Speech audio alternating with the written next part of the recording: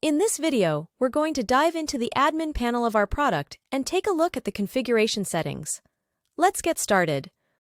First, we navigate to this section and select the Settings option. After we've arrived there, we choose Admin and then click on Configuration Settings. These settings provide various options including email, SMS, payment gateway, Google CAPTCHA, and more. Here, you'll find the payment configuration, email configuration, our base URL, and Google CAPTCHA configuration. Next, let's delve into the SMS configuration. By clicking the Edit button, we can set up Twilio for SMS services. Twilio, a cloud communication platform, provides APIs for building voice and messaging applications into software. Each account has a unique identifier called Twilio, account SID, which is crucial for interacting with Twilio services. Twilio's auth token, together with your Twilio account SID, is used for secure authentication when making requests to the Twilio API. In addition, we use the Twilio number to preserve the privacy of the driver and the customer's number. Each Twilio number is programmable, which allows for advanced communication applications. Next, we have the Twilio call URL. This URL informs your application about any call-related events. Once all details are entered, we can save the SMS configuration by clicking Update. Now, let's look at the payment configuration. Here, we can see multiple options, with the default payment gateway set under our business info.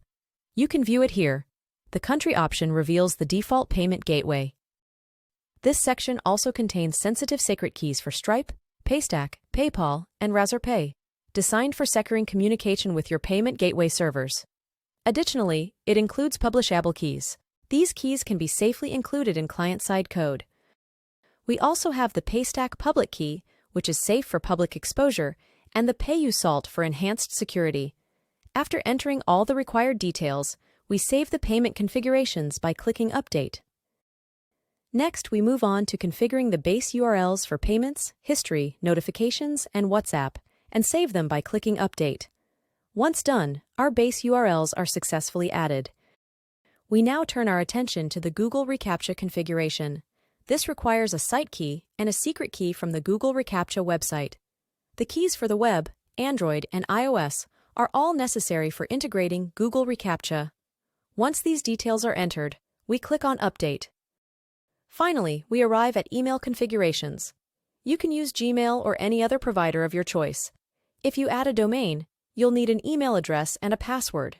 For secure mail transfer, an SMTP host is required. Depending on your type of connection, secure or not, you'll choose a port. After completing all the configurations, we click Update to save them.